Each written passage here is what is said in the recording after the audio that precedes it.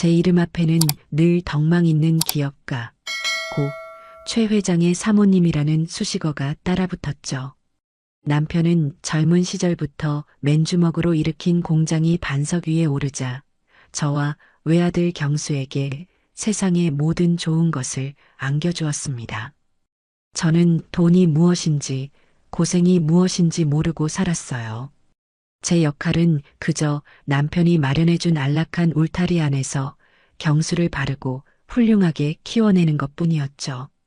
남편은 늘 입버릇처럼 말했어요.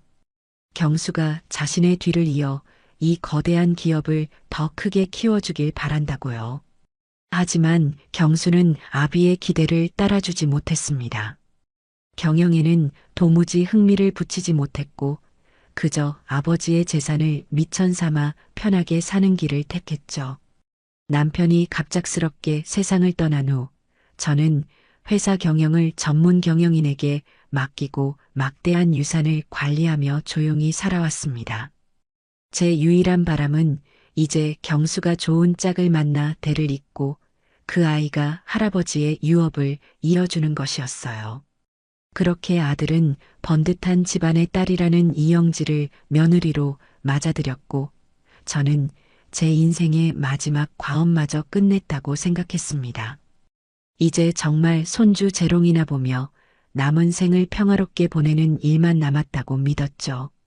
하지만 그 평화는 그리 오래가지 않았어요. 선선한 바람이 불어오던 어느 가을날 저녁 고요했던 제 저택에 균열의 소리가 들려오기 시작했습니다.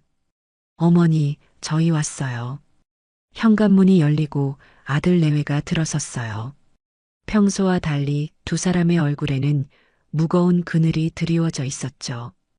특히 며느리 영지의 얼굴은 금방이라도 폭풍우가 쏟아질 듯 잔뜩 찌푸려져 있었고 눈가는 붉게 상기되어 있었습니다.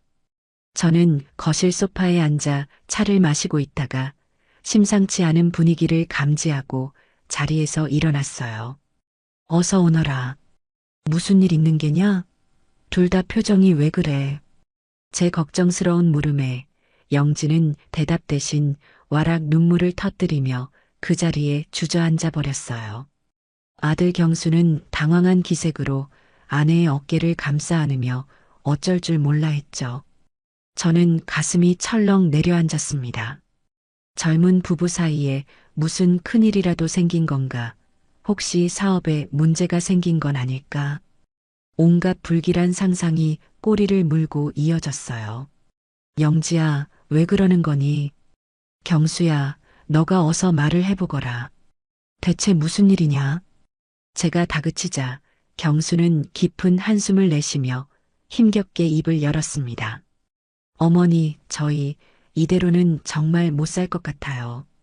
뭐? 그게 무슨 소리야? 너희 혹시 다툰 거니? 그런 차원의 문제가 아니에요. 영지가 너무 힘들어해요. 매일 밤 악몽에 시달리고 잠도 제대로 못 자고 있어요. 경수의 시선이 바닥에 쓰러져 흐느끼는 영지에게로 향했어요. 영지는 그 말을 기다렸다는 듯 더욱 서럽게 어깨를 들썩이며 울기 시작했죠.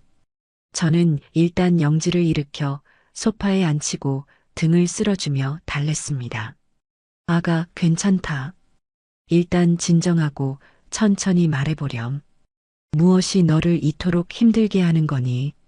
한참을 울먹이던 영지는 천천히 고개를 들었어요. 정성껏 한 화장은 눈물로 범벅이 되어 있었고 그 모습은 처연하기 짝이 없었죠. 어머니, 제가 아버님이 남겨주신 이 소중한 가문을 이어야 하는데 저희가 이렇게 불안정한 환경에서 어떻게 대를 이을 아이를 생각하겠어요. 병원에 갔더니 의사 선생님이 그러시더라고요. 지금 사는 환경이 너무 스트레스가 심해서 임신이 어려운 상태라고요. 이 집, 저 집 전세로 떠돌아다니는 생활에 몸도 마음도 완전히 망가졌나 봐요. 어머니, 저 정말 경수 씨 닮은 늠름한 아들 낳아서 아버님께 보여드리고 싶은데 제 몸이 이래서 모든 게 허사가 될까봐 너무 무서워요. 가문, 대를 잇는 아이 아버님. 영지의 입에서 나온 단어들은 정확하게 제 심장을 겨누고 있었어요. 남편을 떠나보내고 유일한 희망으로 여기던 것이 바로 그것이었으니까요. 경수를 꼭 닮은 손주가 할아버지의 빈자리를 채워주고 남편이 평생을 바쳐 이룩한 모든 것을 이어가는 것. 그것만이 제게 남은 유일한 삶의 이유였습니다. 제 주변 지인들이 손주들의 사진을 보여주며 행복해할 때마다 저는 애써 미소 지으며 축하해 주었지만 속으로는 늘 시커멓게 타들어가는 질투와 조급함을 느껴야 했죠. 영지는 바로 제 그 가장 약한 부분을 정확히 파고들고 있었습니다. 집 때문에 아이를 갖기 힘들다는 말이 사실이냐? 제 목소리가 저도 모르게 가늘게 떨려 나왔어요. 경수가 기다렸다는 듯 고개를 주걱거렸죠. 네, 어머니. 의사 말이 아주 틀린 말은 아닌 것 같아요. 2년마다 이사갈 걱정해야죠. 집주인 눈치는 또 얼마나 보이는지 아세요? 영지가 겉으로는 강한 척해도 속으로는 맘고생이 정말 심했던 모양이에요. 저희 힘만으로는 강남에 번듯한 집 한 채 마련하는 건 꿈도 꿀 수 없잖아요. 정말 죄송해요, 어머니. 다 제가 무능해서 그래요. 아버님 이름에 먹칠만 하고. 아들은 제 앞에서 고개를 푹 숙였습니다. 그 순간 제 머릿속의 모든 이성적인 회로가 끊어져 버렸어요. 손주를 볼 수만 있다면, 남편의 유업을 이을 후손만 얻을 수 있다면 하는 생각만이 안개처럼 피어올라 모든 것을 뒤덮어버렸죠. 내 아들, 내 며느리가 저렇게까지 고통스러워하는데 이 막대한 재산이 다 무슨 소용인가. 남편도 하늘에서 그걸 바랄 것이다.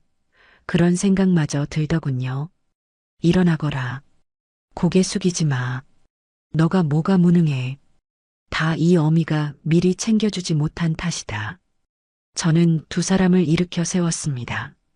그리고 제 인생을 송두리째 흔들게 될 약속을 하고 말았죠. 집 문제는 내가 해결해 주마. 그러니 너희는 아무 걱정 말고 어서 빨리 몸부터 추슬러서 아기 가질 준비나 하거라. 알겠느냐? 제 말이 떨어지자 영지의 울음소리가 거짓말처럼 멎었어요. 그녀는 눈물로 젖은 눈을 동그랗게 뜨고 저를 올려다보며 믿을 수 없다는 듯이 되물었죠. 어머니, 지금 정말이에요? 내가 한 입으로 두말하는 사람으로 보이니. 그 순간 저는 똑똑히 보았습니다. 영지의 젖은 눈동자 깊은 곳에서 아주 찰나의 순간이었지만 서늘한 안도감과 승리감이 교차하며 스쳐 지나가는 것을요. 하지만 손주에 대한 맹목적인 열망에 사로잡힌 저는 그 불길한 신호를 그저 제 착각이려니 하며 애써 외면하고 말았습니다. 그날 밤 아들 내외는 오랜만에 제 집에서 편안한 얼굴로 잠이 들었어요. 하지만 저는 어쩐지 밤새 뒤척이며 잠을 이룰 수가 없었습니다. 그리고 며칠이 채 지나지 않아 아들 내외는 마치 모든 것을 미리 준비해 둔 사람들처럼 저를 다시 찾아왔어요. 영지의 손에는 고급스러운 가죽 커버로 된 두툼한 책자 하나가 들려 있었죠. 척 보기에도 최고급 주택만을 다루는 부동산 브리핑 자료처럼 보였습니다. 어머니, 따뜻한 차 한 잔 드세요. 영지는 언제 울었냐는 듯 예전에 상냥하고 애교 많은 며느리의 모습으로 돌아와 있었어요. 제 옆에 바싹 붙어 앉아 팔짱을 끼며 콧소리가 섞인 목소리로 말했죠. 어머니, 저희가 정말 열심히 알아봤거든요.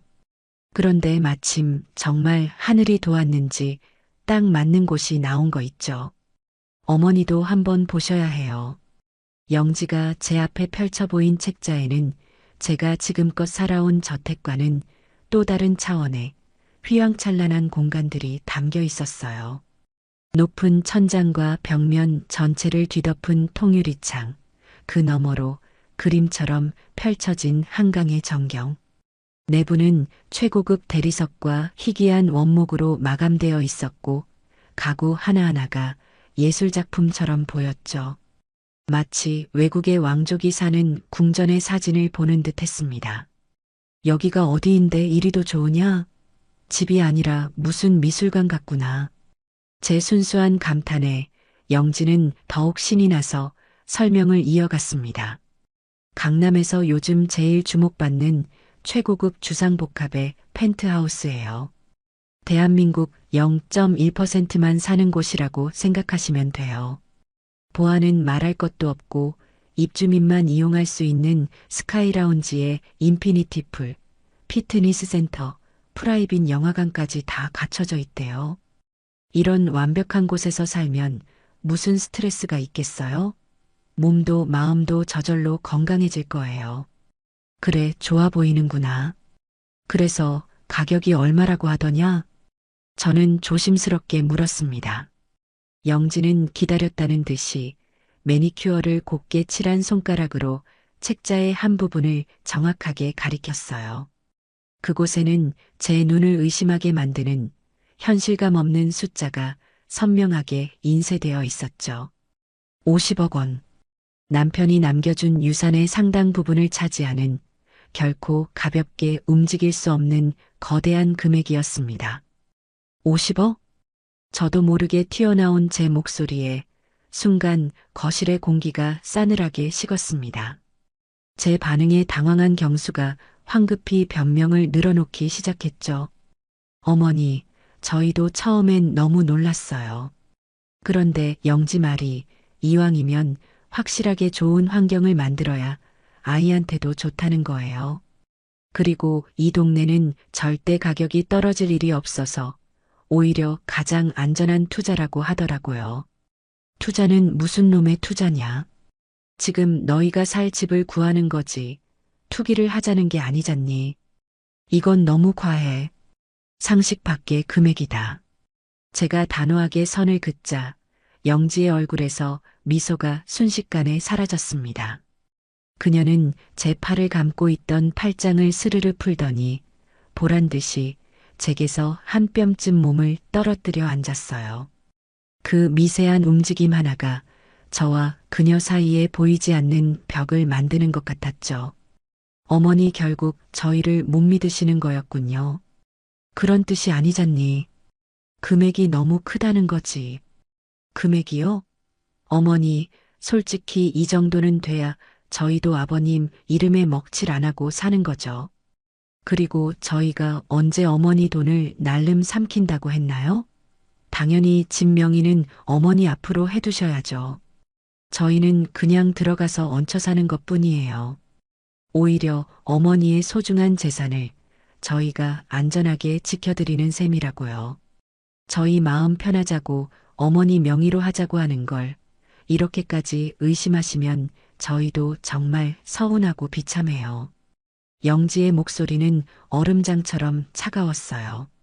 아버님 이름에 먹칠 어머니 재산 안전하게 지켜드린다.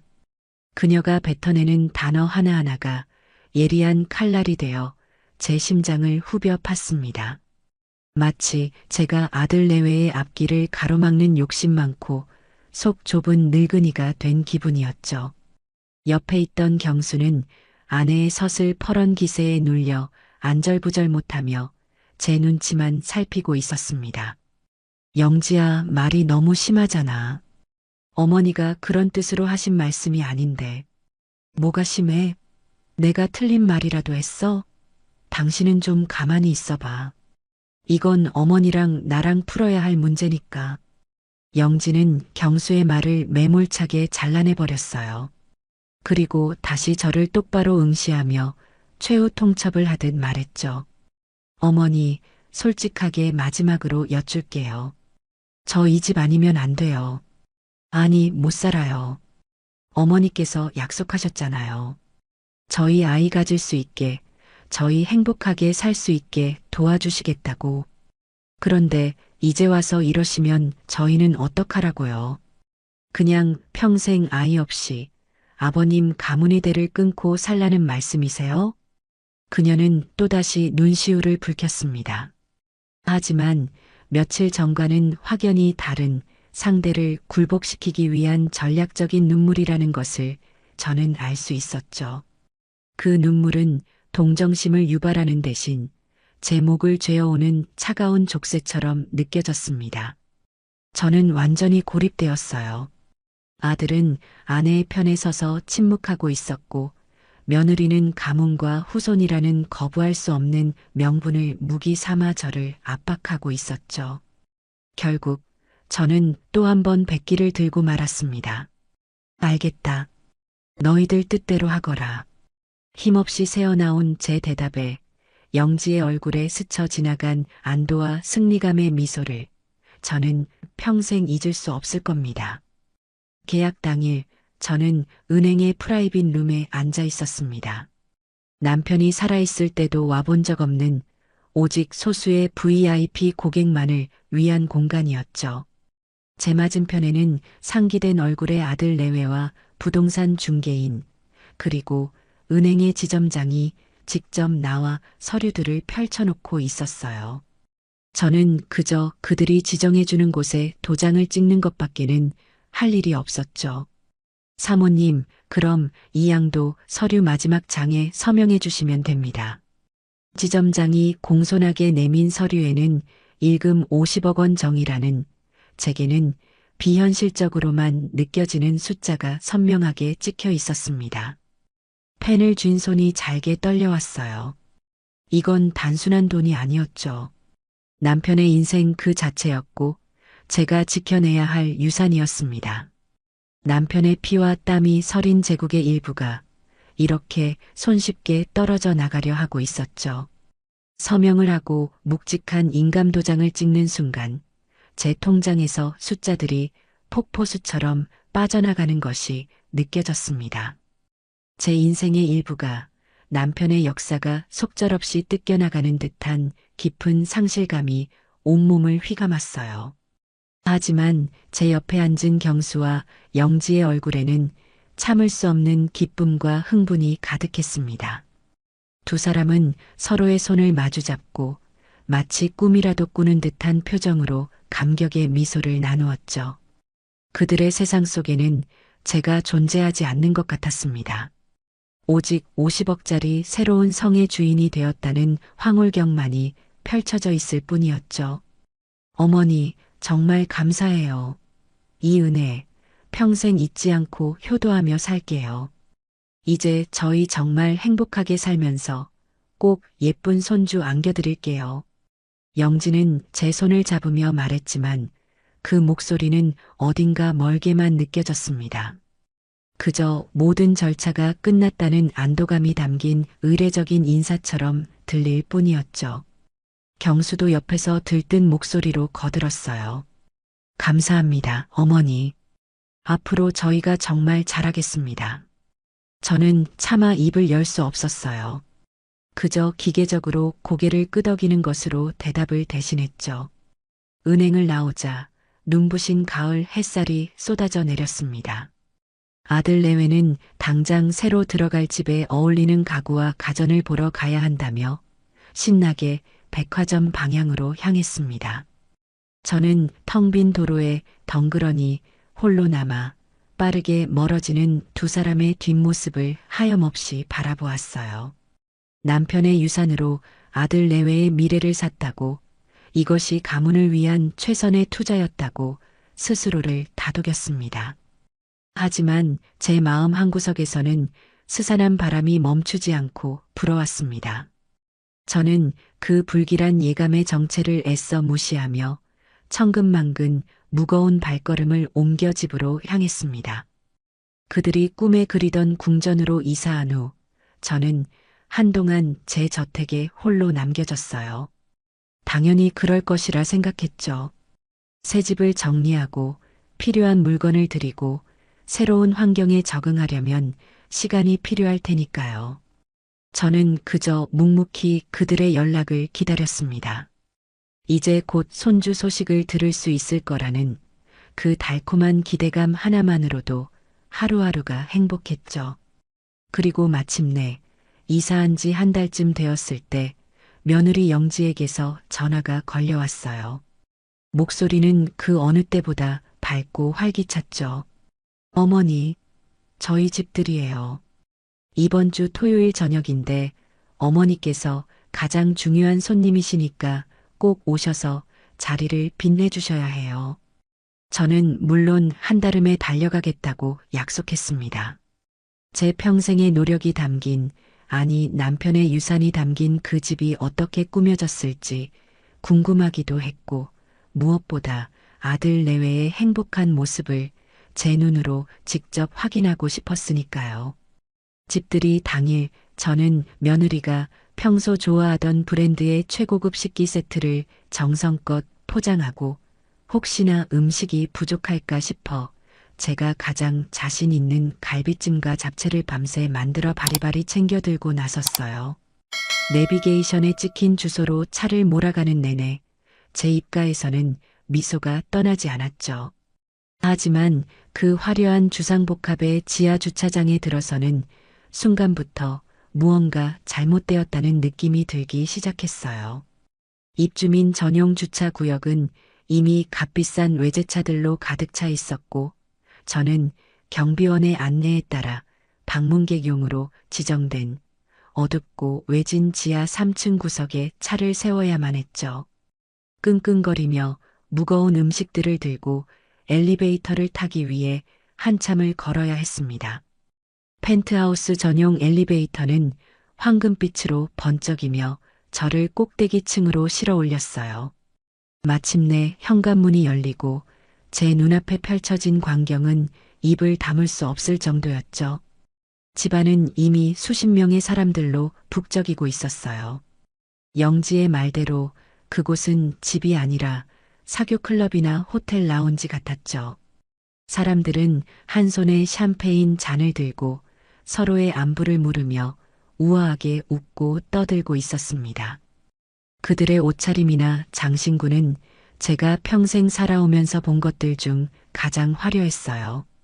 클래식 음악이 은은하게 흐르는 가운데 전문 케이터링 업체 직원들이 바쁘게 움직이며 음식을 나르고 있었죠. 저는 양손 가득 들고 온 음식 꾸러미와 함께 그 화려한 파티의 이방인이 되어 현관에 멍하니 서 있었습니다. 어머, 어머니 오셨어요? 마침 저를 발견한 영지가 화사한 드레스 차림으로 다가왔어요. 하지만 그녀의 시선은 제 얼굴이 아닌 제 양손에 들린 음식 꾸러미에 먼저 닿더군요. 그녀의 미간이 아주 미세하게 하지만 분명히 찌푸려졌어요. 어머니, 이게 다 뭐예요? 제가 음식은 다 준비했다고 말씀드렸는데. 아니다.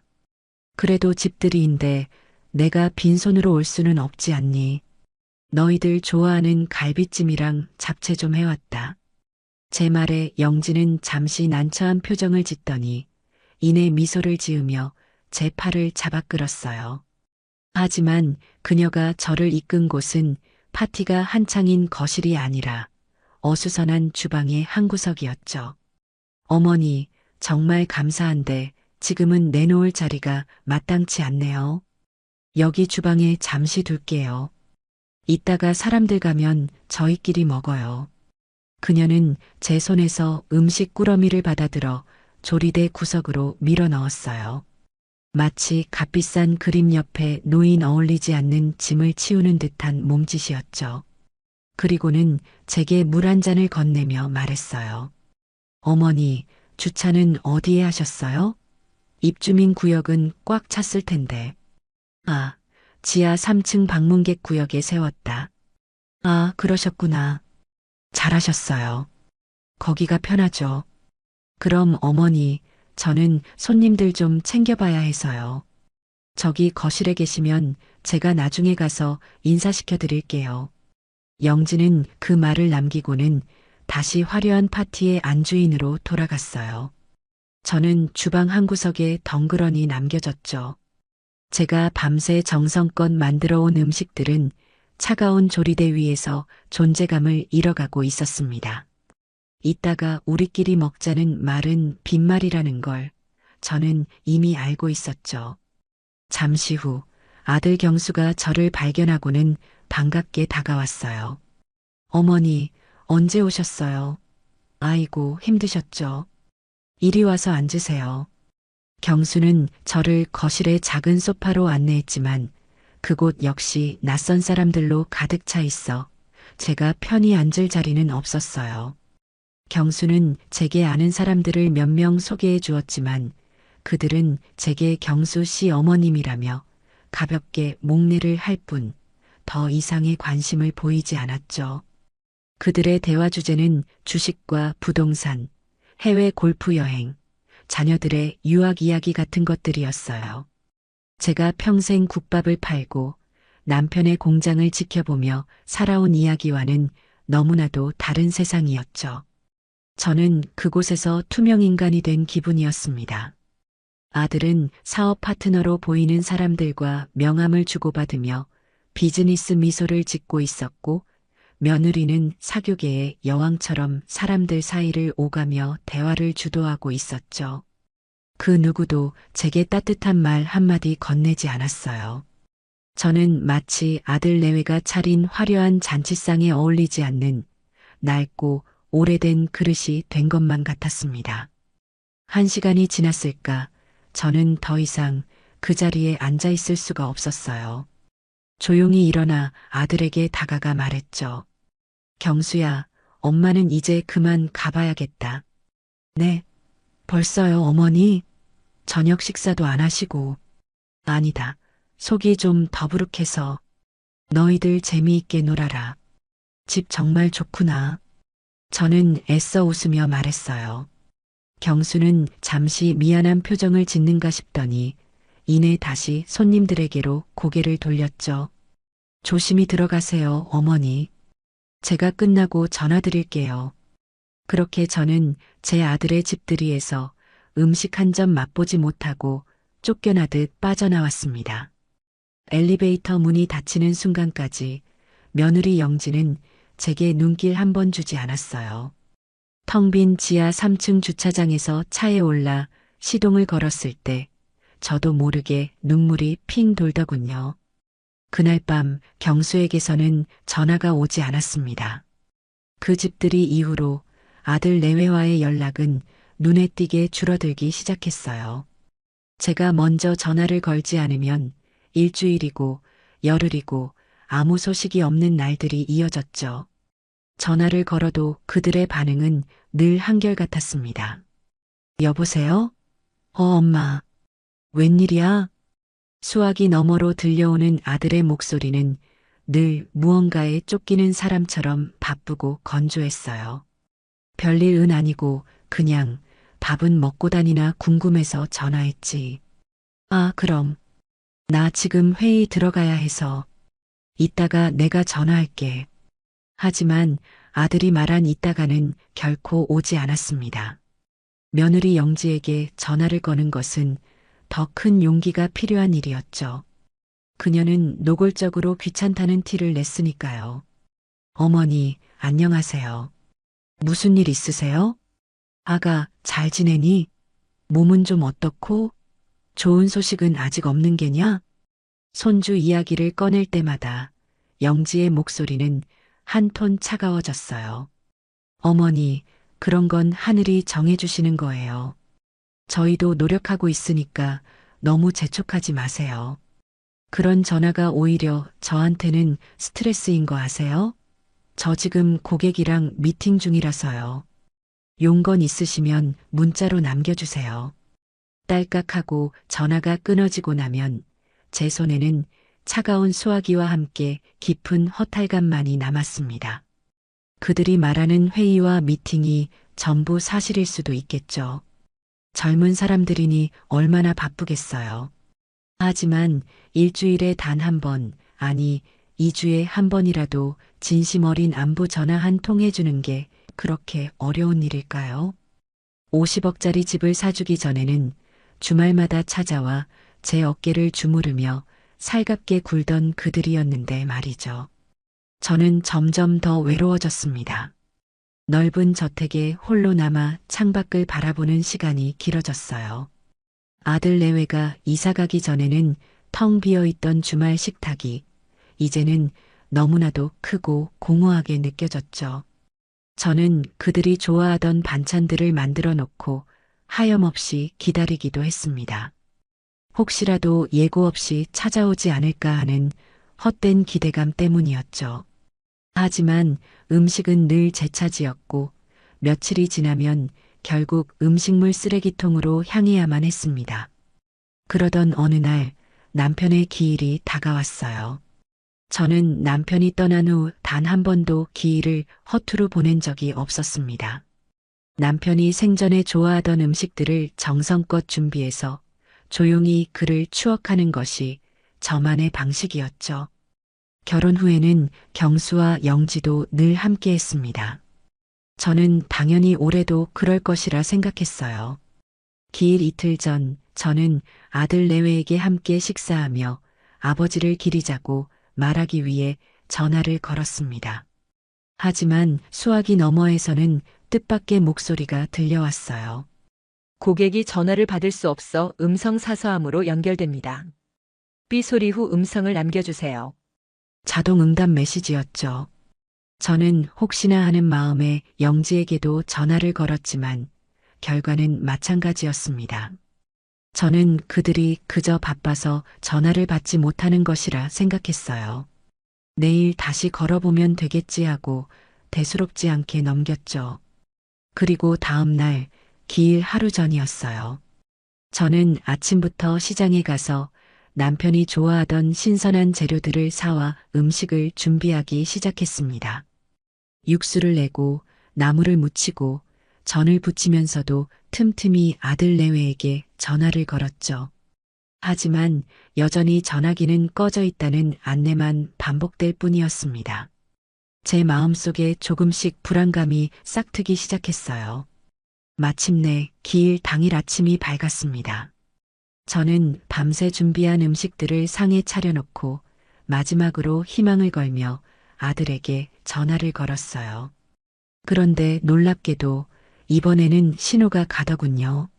몇 번의 연결음 끝에 잠이 덜 깬 듯한 아들의 목소리가 들려왔습니다. 여보세요. 경수야, 너 어디야? 왜 이렇게 전화를 안 받아? 오늘 무슨 날인지는 알고 있니? 저는 저도 모르게 목소리를 높였습니다. 제 다급한 목소리에 아들은 잠시 침묵하더니 당황한 듯 더듬거리며 말했죠. 아, 엄마. 그게 오늘이 아버지 기일이었나? 뭐, 그걸 지금 말이라고 하니. 너희들 당장 어디야? 어서 이리로 건너오지 못해. 저는 분노로 온몸이 떨려왔어요. 그런데 수화기 너머로 아들의 목소리 대신 짜증이 가득 섞인 며느리 영지의 목소리가 끼어들었죠. 어머니, 저희 지금 홍콩이에요. 그런 중요한 날이었으면 미리 말씀을 해주셨어야죠. 저희도 저희 스케줄이라는 게 있는데 어떻게 당일 아침에 이렇게 다짜고짜 화부터 내세요? 홍콩. 그 한 단어가 제 머리를 망치로 내려치는 것 같았습니다. 홍콩? 너희가 지금 홍콩에 왜 가 있어?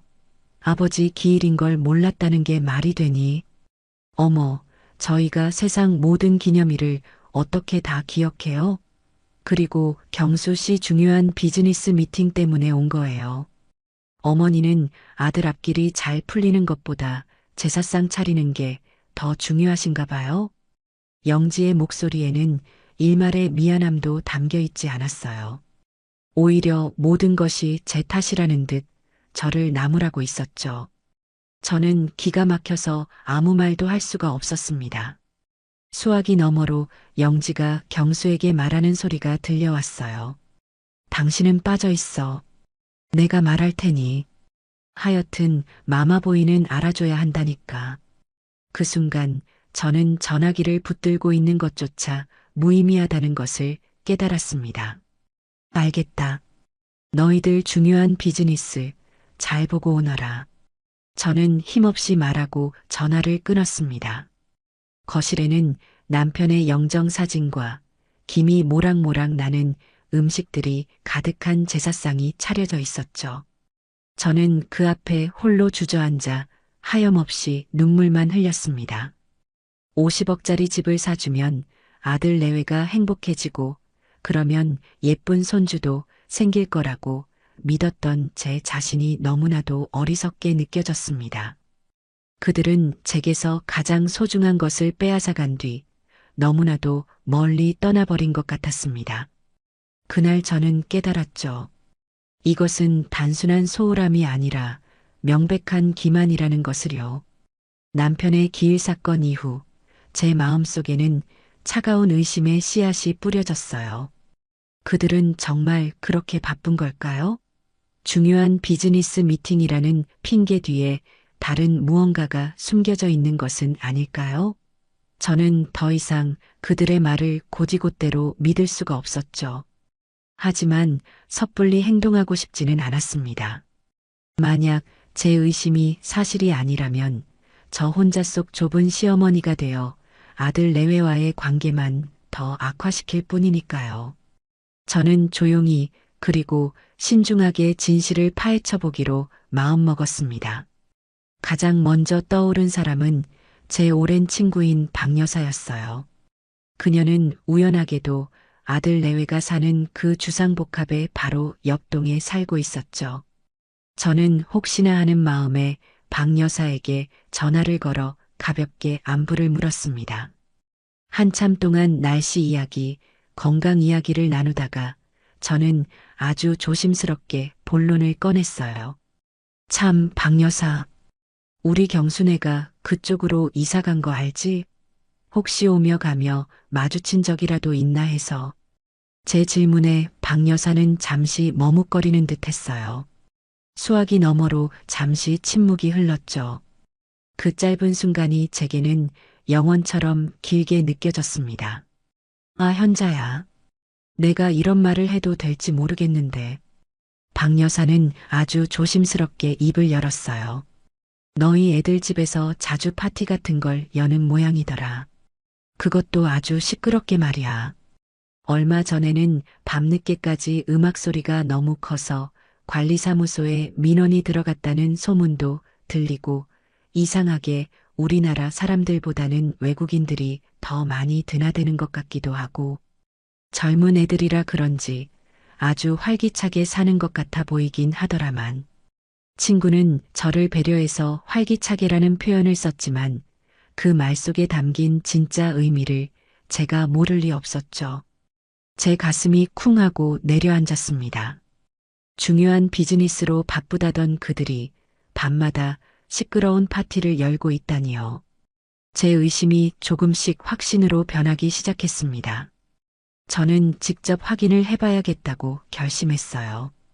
며칠 뒤 저는 일부러 아무런 연락도 없이 아들 내외의 펜트하우스로 향했습니다. 그냥 찾아가면 경계할 것이 분명했기에 저는 그럴듯한 핑계를 준비했죠. 얼마 전 받은 종합건강검진 결과지를 손에 들고 너희에게도 알려줘야 할 것 같아서 왔다고 말할 작정이었습니다. 가족력과 관련된 이야기이니 무작정 돌려보내지는 못할 테니까요. 펜트하우스 앞에 서서 초인종을 눌렀습니다. 잠시 후 인터폰 화면에 잔뜩 경계하는 표정의 며느리 영지가 나타났어요. 누구세요? 나다 아가. 어머니야. 제 얼굴을 확인한 영지의 표정이 눈에 띄게 굳어졌어요. 그녀는 한참 동안 아무 말 없이 저를 쳐다보기만 했죠. 문을 열어주기까지는 생각보다 오랜 시간이 걸렸습니다. 어머니, 어쩐 일이세요? 미리 연락이라도 좀 하고 오시지. 마지못해 문을 열어준 영지는 길을 비켜주지 않은 채 현관문 앞에 서서 저를 막아서듯 말했어요. 그녀의 말투에는 반가움 대신 당혹감과 짜증이 역력했죠. 집안에서는 희미하게 음악 소리가 들려왔고 낯선 남자들의 웃음소리도 섞여 있는 것 같았어요. 너희들 얼굴 본 지도 오래됐고 마침 병원에서 검진 결과지가 나와서 너희에게도 알려줘야 할 내용이 있는 것 같아 들렀다. 저는 준비한 대로 검진 결과지 봉투를 보여주며 태연하게 말했어요. 영지는 그제야 마지못해 저를 집 안으로 들였죠. 하지만 거실로 들어서자마자 저는 숨을 멈춰야 했습니다. 거실은 그야말로 난장판이었어요. 소파 위에는 아무렇게나 벗어 던진 남자들의 옷가지가 널려 있었고 테이블 위에는 마시다 만 와인병과 안주 그릇들이 어지럽게 흩어져 있었죠. 집안 전체에 담배 냄새와 짙은 향수 냄새가 뒤섞여 머리가 아플 지경이었습니다.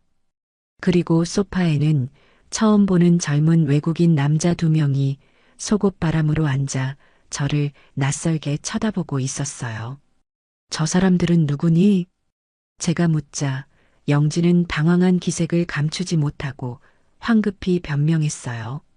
아, 경수 씨 회사 동료들이에요. 어젯밤에 같이 프로젝트 하다가 너무 늦어서 저희 집에서 잠깐 쉬고 있는 거예요. 어머니, 집이 너무 지저분하죠? 제가 금방 치울게요.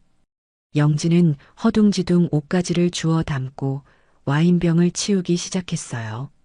하지만 회사 동료라는 그녀의 말은 전혀 신뢰가 가지 않았습니다.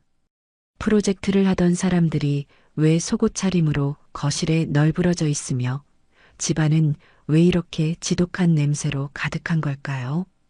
경수는 어디 있니? 경수 씨는 지금 잠깐 아침 사러 나갔어요. 곧 들어올 거예요. 어머니, 우선 이리 와서 앉으세요. 영지는 저를 식탁 의자에 앉히고 물 한 잔을 가져왔어요. 그녀는 애써 미소를 지으려 노력했지만 그 입꼬리는 불안하게 떨리고 있었죠. 저는 더 이상 그곳에 머무를 필요가 없다고 판단했습니다. 아니다. 내가 괜히 불쑥 찾아와서 너를 곤란하게 만든 것 같구나. 이 결과지는 여기 식탁 위에 둘 테니 나중에 경수랑 같이 보거라. 나는 이만 가봐야겠다. 네. 어머니, 벌써 가시려고요? 경수 씨 곧 올 텐데. 괜찮다. 다음에 보지 뭐. 집 정리하느라 힘들 텐데 어서 쉬어라. 저는 영지의 만류를 뿌리치고 서둘러 그 집을 빠져나왔습니다. 엘리베이터 문이 닫히는 순간 저는 보았어요. 문이 닫히기 무섭게 안도의 한숨을 내쉬며 굳은 표정으로 돌아서는 영지의 모습을요. 그날 제가 본 모든 것은 제 의심이 틀리지 않았다는 것을 증명해주고 있었습니다. 그 집은 더 이상 제 아들 내외의 보금자리가 아니었어요. 그들의 허영과 욕망을 채우기 위한 유흥의 장소로 변질되어 있었죠. 집으로 돌아온 저는 깊은 배신감에 휩싸여 며칠을 알아누웠습니다. 하지만 이대로 무너질 수는 없었죠. 저는 결정적인 증거를 찾아야만 했습니다. 감정적인 호소나 분노는 그들에게 아무런 효과가 없다는 것을 이미 깨달았으니까요. 저는 그들의 위선을 만천하에 드러낼 수 있는 빼도 박도 못할 증거가 필요했습니다. 그러던 중 문득 제 조카딸의 말이 떠올랐어요. 요즘 젊은 사람들은 SNS라는 곳에 자신의 일상을 사진으로 찍어 올리며 자랑한다는 이야기였죠. 저는 곧장 컴퓨터를 잘 다루는 조카딸에게 연락해 도움을 청했습니다. 그리고 얼마 지나지 않아 조카딸은 아주 쉽게 며느리 영지의 SNS 계정을 찾아내 저에게 보여주었죠. 그곳은 그야말로 별천지였습니다. 영지의 SNS는 온갖 명품 가방과 시계, 값비싼 레스토랑의 음식 사진, 그리고 호화로운 파티 사진들로 가득 차 있었어요. 제가 사준 50억짜리 펜트하우스를 배경으로 수영복 차림의 친구들과 샴페인을 터뜨리는 사진도 있었죠. 회의 중이라며 제 전화를 끊었던 날에는 명품 매장에서 쇼핑백을 양손 가득 들고 찍은 사진이 올라와 있었고, 고객 미팅이라던 날에는 최고급 호텔 스파에서 마사지를 받고 있는 사진이 버젓이 올라와 있었습니다. 분노로 손이 부들부들 떨려왔지만 저는 스크롤을 멈추지 않았습니다. 그리고 마침내 제 심장을 먹게 만드는 사진 한 장을 발견하고 말았죠. 남편의 기일 바로 다음 날 올라온 사진이었어요. 홍콩의 야경이 한눈에 들어오는 최고급 호텔 스위트룸에서 아들 경수와 며느리 영지가 다정하게 머리를 맞대고 와인잔을 부딪히고 있는 사진이었죠. 사진 밑에는 이런 글이 적혀 있었어요. 급하게 온 출장인데 일이 생각보다 너무 잘 풀리네. 역시 난 능력 있는 여자. 남편, 우리 앞으로 더 행복하자. 중요한 비즈니스 미팅의 실체는 바로 이것이었습니다. 그들은 아비의 기일조차 잊어버린 채 홍콩에서 호화로운 휴가를 즐기고 있었던 거죠. 저는 화면을 똑바로 쳐다볼 수가 없어서 눈을 감아버렸습니다. 하지만 가장 충격적인 것은 아직 남아 있었어요. 페이지를 계속해서 내리던 저는 몇 달 전 그들이 제게 돈을 받아갔던 효도 여행 게시물을 발견했습니다. 어머니, 저희가 돈을 모아서 어머니 모시고 유럽 효도 여행을 보내드리고 싶어요. 그런데 저희 돈만으로는 조금 부족해서 어머니께서 조금만 보태주시면 안 될까요? 라며 눈물까지 글썽이던 영지의 얼굴이 떠올랐죠. 저는 기특한 마음에 두둑한 현금 봉투를 쥐어주었습니다. 하지만 그들이 올린 사진 속에는 제 모습은 어디에도 없었어요. 대신 지중해의 눈부신 햇살 아래 거대한 크루즈선의 갑판 위에서 서로에게 오일을 발라주며 행복하게 웃고 있는 아들 내외의 모습만이 담겨 있었죠. 게시글에는 사랑하는 남편과 함께하는 지상낙원. 이런 게 바로 행복이지라는 문구가 달려 있었습니다. 그 순간 제 머릿속에 무언가가 툭 하고 끊어지는 소리가 들렸어요. 슬픔과 분노를 넘어선 차갑고도 서늘한 감정이 온몸을 지배하기 시작했습니다. 그동안 제가 가졌던 일말의 기대와 희망, 그리고 아들 내외에 대한 최소한의 애정마저 산산조각 나버렸죠. 그들은 제게 아들이고 며느리가 아니었습니다. 제 재산을 노리고 접근한 교활하고 탐욕스러운 사기꾼들이었을 뿐이죠. 이제 더 이상 망설일 필요가 없었습니다. 저는 그들이 제게 준 상처를, 아니, 그들이 저지른 죄에 대한 대가를 정확하게 돌려주기로 결심했습니다. 이것은 감정적인 복수가 아니에요. 제 인생과 남편의 유산을 지키기 위한 당연하고도 정당한 권리 행사가 될 겁니다. 지난 수십 년간 죽은 남편의 회사를 관리하며 수많은 위기를 넘겨왔던 제 안의 다른 자아가 깨어나는 기분이었죠. 감정에 휘둘려서는 아무것도 해결할 수 없다는 것, 이것은 철저하게 계산되고 계획된 비즈니스처럼 처리해야 한다는 것을 저는 본능적으로 깨달았습니다. 다음 날 아침 저는 남편의 서재에 앉아 있었습니다. 그리고 제 앞에는 남편의 오랜 법률 자문이자 제게는 아들처럼 셔츠를 다려주던 기억이 있는 이제는 백발이 성성한 김 변호사가 앉아 있었죠. 그는 제 전화를 받자마자 한달음에 달려와 주었어요. 저는 그에게 아무런 감정의 동요 없이 지난 몇 달간 있었던 모든 일들을 담담하게 설명했습니다. 50억짜리 펜트하우스를 사주게 된 경위부터 집들이에서의 냉대, 연락 두절, 그리고 SNS에서 발견한 충격적인 진실까지 제 이야기를 듣는 내내 굳은 표정을 유지하던 김 변호사는 모든 설명이 끝나자 깊은 한숨을 내쉬며 말했죠. 사모님, 그동안 마음고생이 정말 심하셨겠습니다. 진작 제게 말씀하시지 그러셨어요. 아니요, 김 변호사. 이제 와서 지난 일을 후회하고 슬퍼하자는 게 아닙니다. 저는 지금 이 문제를 가장 깔끔하고 확실하게 처리할 방법을 찾고 싶어요. 그래서 김 변호사를 부른 겁니다. 제 단호한 말투에 김 변호사는 제 눈을 똑바로 바라보며 고개를 끄덕였습니다. 그의 눈빛에는 안타까움과 함께 제 결정을 존중하는 굳건한 신뢰가 담겨 있었죠. 네, 사모님. 말씀하세요. 제가 무엇을 도와드리면 되겠습니까? 우선 그 집의 법적인 소유권 관계부터 명확히 하고 싶습니다. 등기부등본 상 그 펜트하우스는 온전히 제 이름으로 되어 있는 것이 맞지요? 아들이나 며느리에게 조금이라도 권리가 넘어간 부분은 없고요. 물론입니다, 사모님. 제가 계약 당시 모든 서류를 재차 확인했습니다. 그 부동산의 소유권은 100% 사모님 단독 명의로 되어 있습니다. 아드님 내외는 그저 사모님의 허락 하에 거주하고 있는 법적으로는 단순한 사용대차 관계에 불과합니다. 따라서 사모님께서 원하신다면 언제든지 그들을 퇴거시키고 부동산을 처분하실 수 있는 완전한 권리를 가지고 계십니다.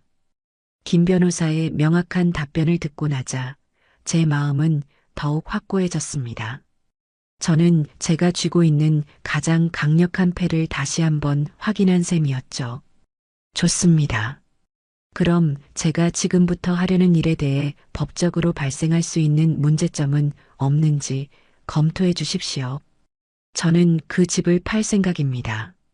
아들과 며느리 모르게 최대한 조용하고 신속하게요. 제 말에 김 변호사는 잠시 놀란 표정을 지었지만 이내 냉철한 법률가의 얼굴로 돌아와 제 계획의 타당성을 검토하기 시작했어요. 우리는 몇 시간에 걸쳐 앞으로 벌어질 모든 상황을 시뮬레이션하고 그에 대한 법적인 대응책을 꼼꼼하게 세워나갔습니다. 사모님 계획 자체는 법적으로 아무런 하자가 없습니다.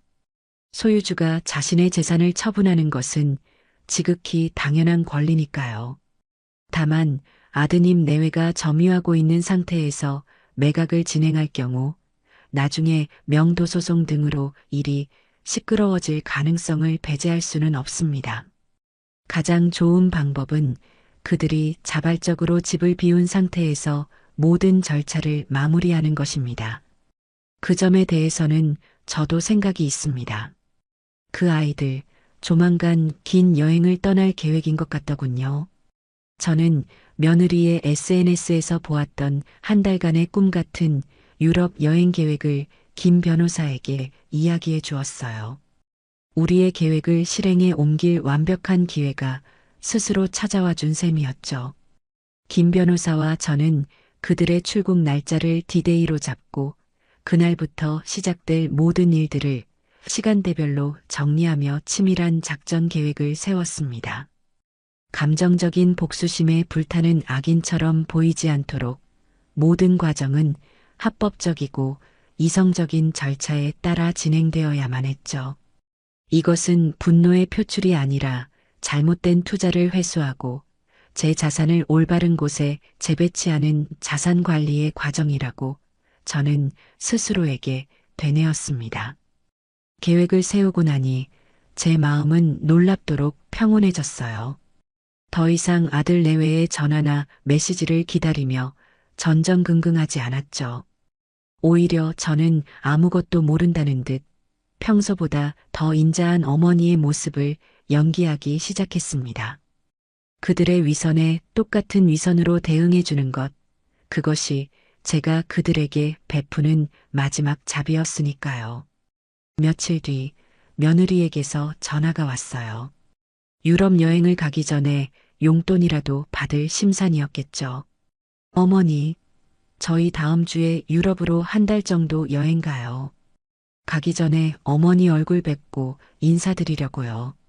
어머, 그러니? 좋은 곳으로 가는구나. 젊을 때 많이 다녀야지. 그럼 이번 주말에 다 같이 식사나 한번 할까?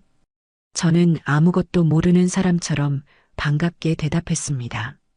주말에 만난 아들 내외는 제 앞에서 여행 계획을 늘어놓으며 한껏 들떠 있었죠. 저는 그들의 이야기를 미소와 함께 들어주며 두툼한 돈 봉투를 건넸습니다.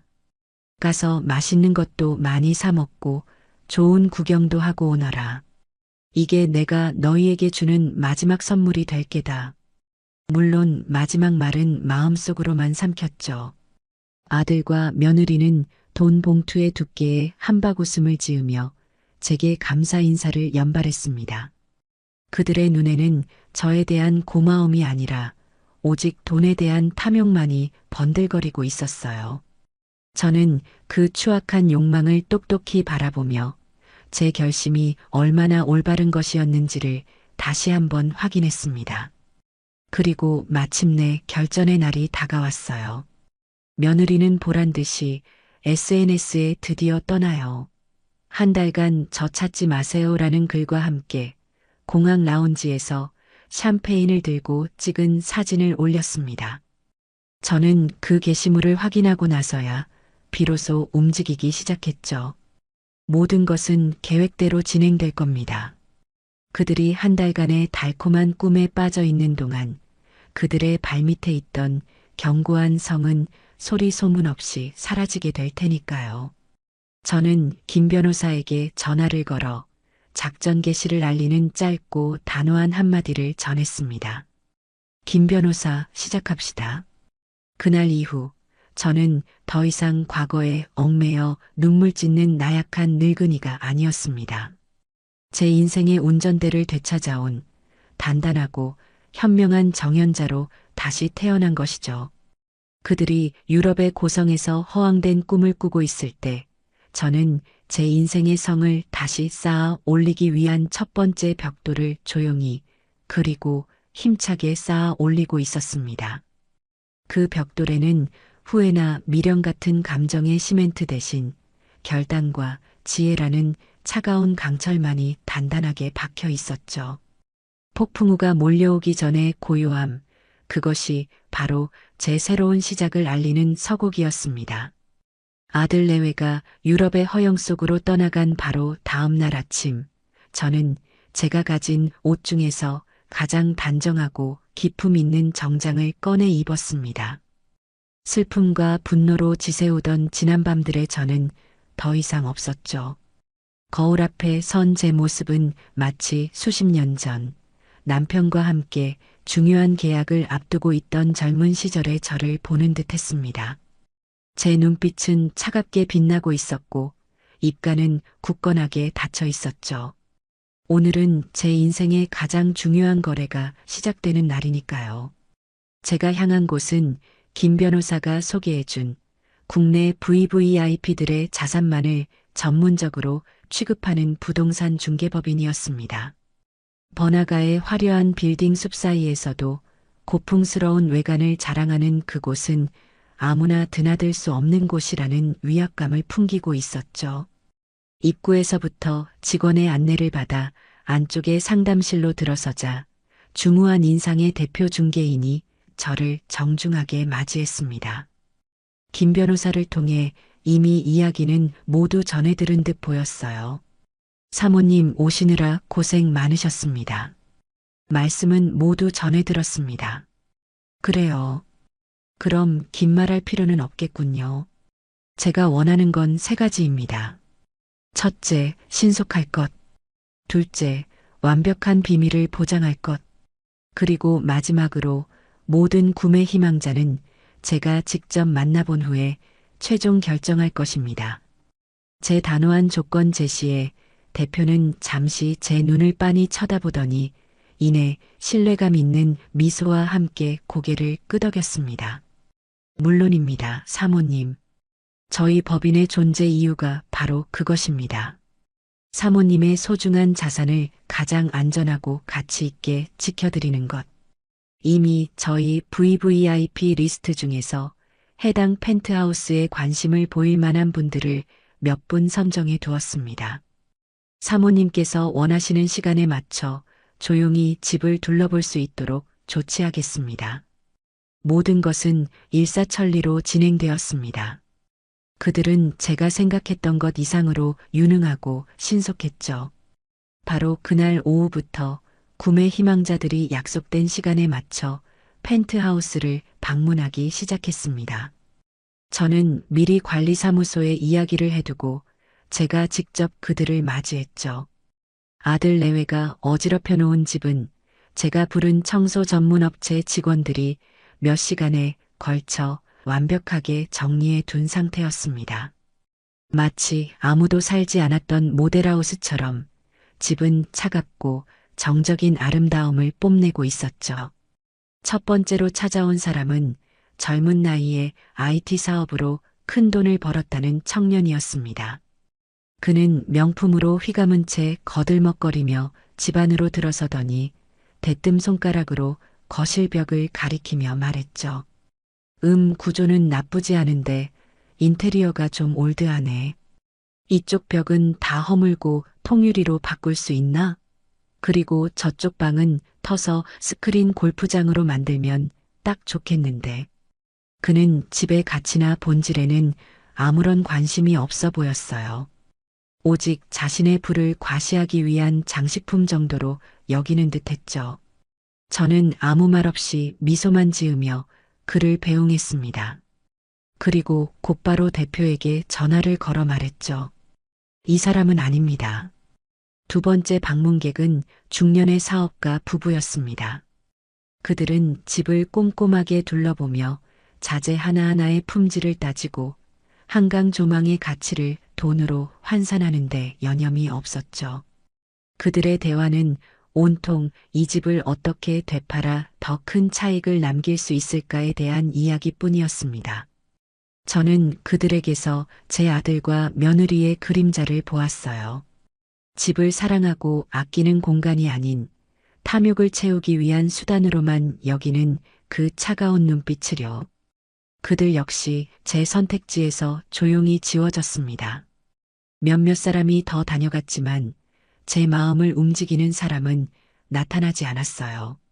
저는 조금씩 조급해지기 시작했죠. 아들 내외가 돌아오기까지 남은 시간은 한 달.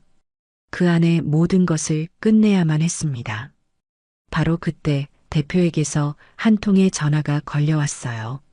사모님, 정말 죄송하지만 딱 한 팀만 더 만나보시면 어떨까요? 사실 그분들은 예산이 50억에는 조금 미치지 못해서 제가 리스트에서 제외했었는데 제가 아는 분들 중에 가장 집을 소중히 여길 분들이라는 생각이 들어서요. 젊은 의사 부부인데 아이 둘을 키우며 정말 성실하게 살아가는 사람들입니다. 저는 잠시 고민하다가 결국 그들을 만나보기로 했습니다. 그리고 그것은 제 인생 최고의 선택 중 하나가 되었죠. 약속된 시간에 도착한 젊은 부부는 수수한 옷차림에 선한 인상을 가지고 있었어요. 그들의 손에는 어린 딸과 아들이 각각 들려 있었죠. 부부는 집 안으로 들어서자마자 감탄사를 연발했지만 그들의 눈빛은 이전 방문객들과는 확연히 달랐습니다. 여보, 저 창문 좀 봐. 우리 아이들이 저 창가에 앉아서 책 읽는 모습을 상상하니까 너무 행복하다.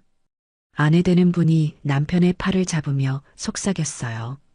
남편은 고개를 끄덕이며 집안 구석구석을 아이들과 함께 둘러보았죠. 아빠, 내 방은 어디야? 여기서 살면 나 이제 동생이랑 안 싸우고 방같이 써도 돼? 어린 딸의 천진난만한 질문에 집안에는 따뜻한 웃음이 번졌습니다.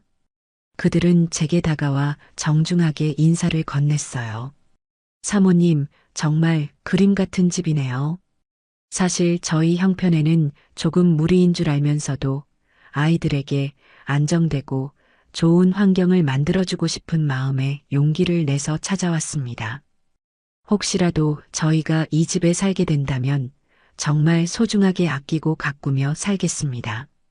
저는 그들의 진심 어린 눈빛에서 제가 잊고 있었던 가족과 집의 진짜 의미를 보았습니다. 이 집은 더 이상 탐욕과 허영의 상징이 아니라 이 선량한 가족의 행복한 보금자리가 되어야 마땅했죠. 저는 그 자리에서 결심을 굳혔습니다. 대표님께는 제가 따로 말씀드리겠습니다. 이 집 당신들께 팔겠습니다. 제 말에 젊은 부부는 자신들의 귀를 의심하는 듯한 표정을 지었어요. 네. 하지만 저희는 가격을 맞춰드릴 형편이 알고 있습니다. 제가 조금 손해를 보면 되는 일이지요. 대신 조건이 하나 있습니다. 이 집을 투기의 대상으로 삼지 말고 당신들 가족이 오랫동안 행복하게 살아갈 공간으로 만들어주세요. 약속해 줄 수 있겠습니까? 부부는 감격에 겨워 눈시울을 붉히며 몇 번이고 제게 고개를 숙였습니다. 그날 바로 계약이 진행되었어요. 김 변호사의 사무실에서 만난 우리는 복잡한 법률 용어들이 오가는 딱딱한 분위기 속에서도 서로를 향한 따뜻한 신뢰를 잃지 않았죠. 저는 시세보다 조금 낮은 가격에 집을 넘기는 계약서에 망설임 없이 도장을 찍었습니다. 그리고 며칠 뒤 제 통장으로 40억이 훌쩍 넘는 거액의 돈이 입금되었죠. 저는 그 돈을 단 1원도 남기지 않고 김 변호사가 미리 만들어둔 아들 내외는 전혀 알지 못하는 새로운 신탁 계좌로 안전하게 옮겨두었습니다. 모든 거래가 끝난 후 저는 이제는 제 것이 아니게 된 펜트하우스에 마지막으로 한번 들렀습니다. 모든 가구와 짐들이 빠져나가 텅 빈 공간은 처음 제가 이 집을 보았을 때처럼 고요하고 평화로워 보였죠. 저는 텅 빈 거실 한가운데 서서 한강에 저물어가는 노을을 바라보았습니다. 50억이라는 거대한 돈이 오고 갔지만 제 마음은 놀랍도록 차분했어요.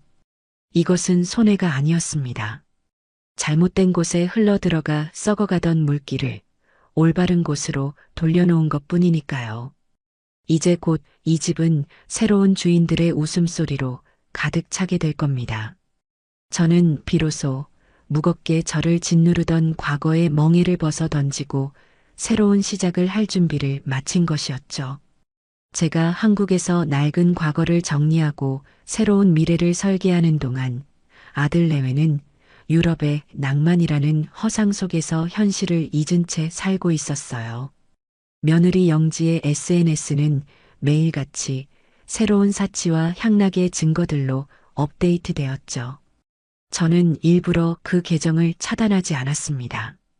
오히려 매일 아침 차를 마시며 그들이 얼마나 어리석은 꿈속을 헤매고 있는지를 확인하는 것이 저의 새로운 일과가 되었으니까요. 프랑스 파리의 에펠탑 아래서 명품 브랜드의 신상 드레스를 입고 찍은 사진 밑에는 해시태그 파리지행, 해시태그 로맨틱, 해시태그 성공적 같은 해시태그가 주렁주렁 달려 있었어요. 이탈리아 밀라노의 명품 거리에서 쇼핑백을 산더미처럼 쌓아놓고 찍은 사진에는 이 정도는 질러줘야 스트레스가 풀리지. 남편 고마워. 라는 글이 적혀 있었죠. 스위스의 눈 덮인 알프스를 배경으로 헬리콥터 투어를 즐기는 영상, 베네치아의 곤돌라, 위에서 와인을 마시며 서로에게 입을 맞춰주는 사진까지.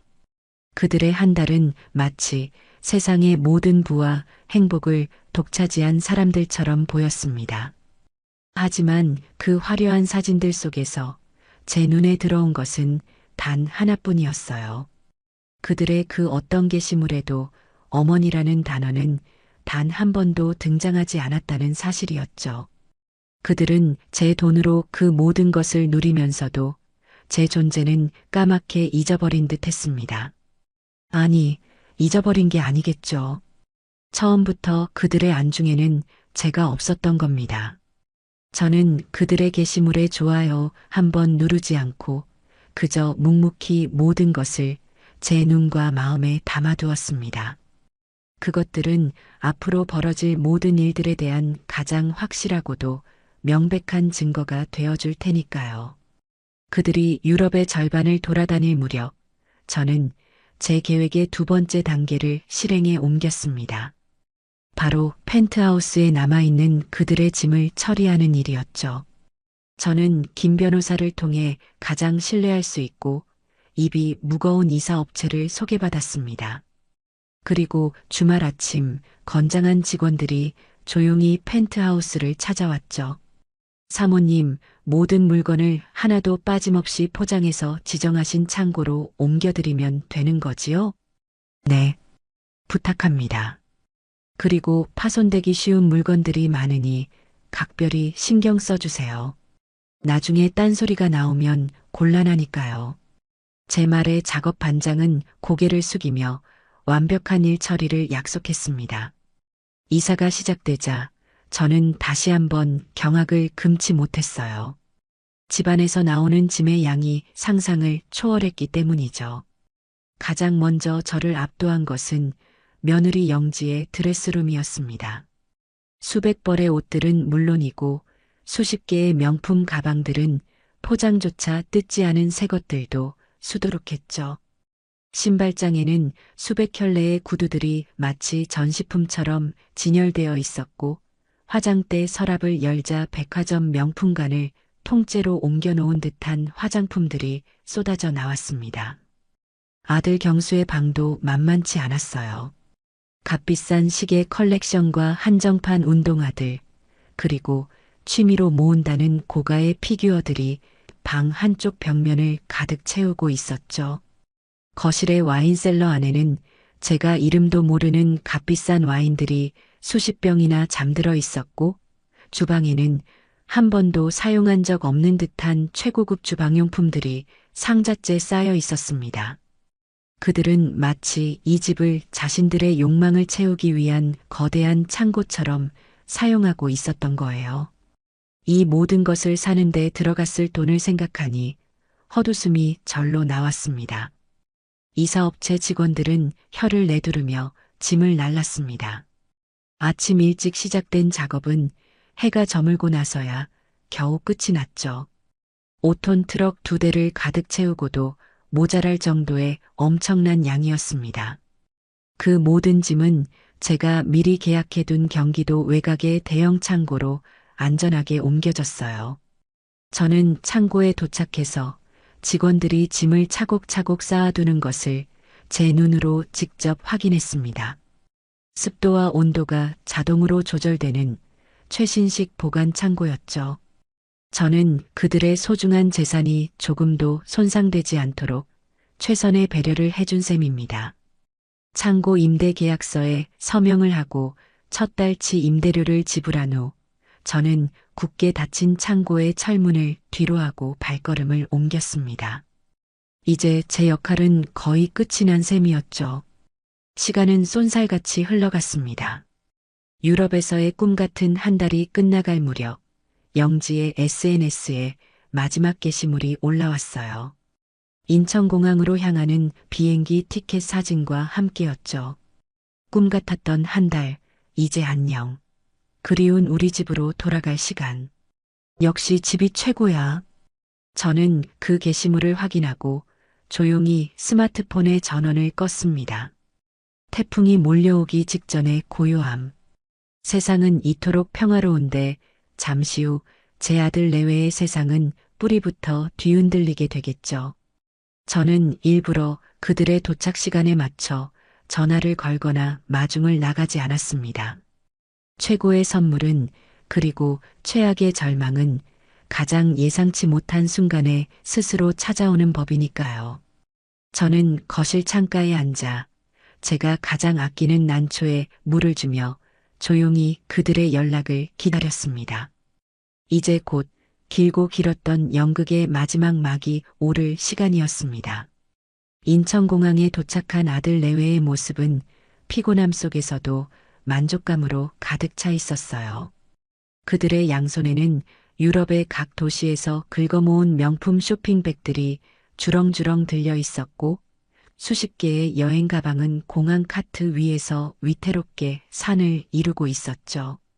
택시를 타고 강남의 주상복합으로 향하는 내내 며느리 영지는 차창 밖 풍경에는 아랑곳하지 않고 스마트폰으로 여행 사진을 정리하며 흡족한 미소를 짓고 있었습니다. 여보, 이번 여행 정말 최고였지? 다음에는 몰디브로 갈까? 가서 한 달 정도 푹 쉬다 오는 거야. 그래, 좋아. 너가 좋다면 뭐든. 경수는 피곤한 듯 눈을 감고 대답했지만 그의 입가에도 희미한 미소가 걸려 있었죠. 마침내 익숙한 주상복합의 웅장한 로비에 들어섰을 때 그들은 마치 개선장군이라도 된 듯 당당한 걸음으로 펜트하우스 전용 엘리베이터에 올라탔습니다. 아, 역시 우리 집이 최고야. 빨리 가서 씻고 눕고 싶다. 영지는 현관 도어록 앞에 서서 익숙하게 비밀번호를 눌렀습니다. 띠띠띠띠. 하지만 경쾌한 잠금 해제음 대신 차갑고 날카로운 경고음이 울려 퍼졌죠. 삐비빅. 등록되지 않은 정보입니다. 뭐지? 영지는 미간을 찌푸리며 다시 한번 비밀번호를 눌렀어요.